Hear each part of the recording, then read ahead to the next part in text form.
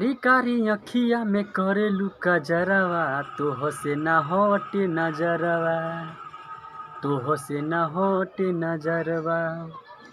बढ़ जाला दिलवा के जब जब धड़कन, सटेलू पजरवा हो जब तू सटेलू पजरवा।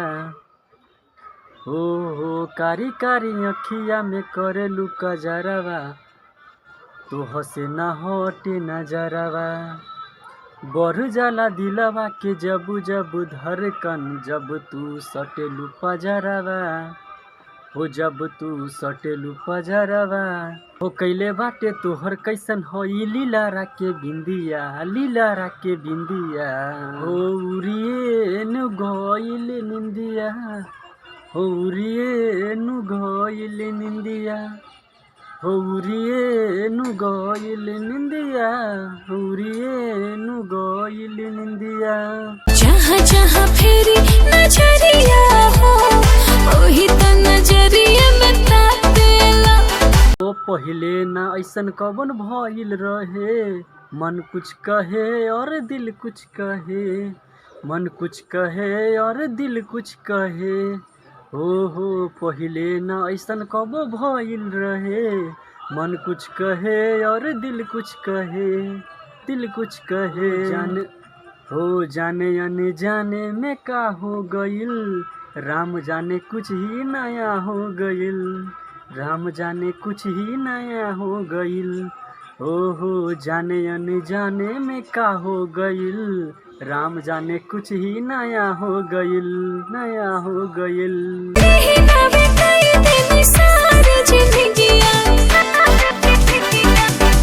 ओ उरिए नु गइल निंदिया, उरिए नु गइल निंदिया, उरिए नु गइल निंदिया।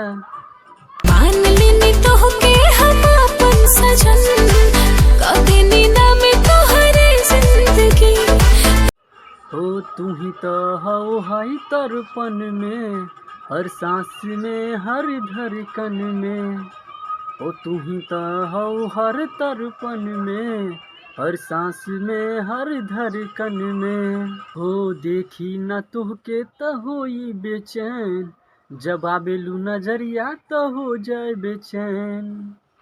हो देखी न तोहके तो होई बेचैन, जब आबेलू नजरिया तो हो जाला बेचैन, हो जाला बेचैन।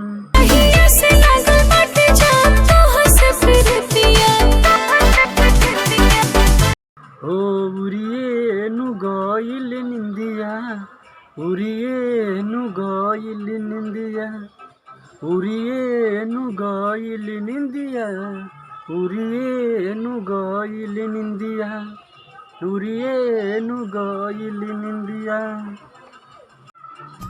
तो दोस्तों ये गाना आप सभी को कैसा लगा, होप अगर ये गाना आप सभी को अच्छा लगा, मस्त लगा हो तो वीडियो को लाइक करके चैनल को जरूर सब्सक्राइब जरूर कर दीजिएगा और दोस्तों के पास शेयर जरूर कर दीजिएगा और कमेंट करके जरूर बताना कि वीडियो आप सभी को कैसा लगा। अगर अच्छा लगा हो तो सपोर्ट कीजिए अच्छा तरीका से। तो आज के लिए इतना ही रहने देते हैं, फिर मिलते हैं नेक्स्ट ब्लॉग वीडियो में, तब तक के लिए इतना ही। जय हिंद।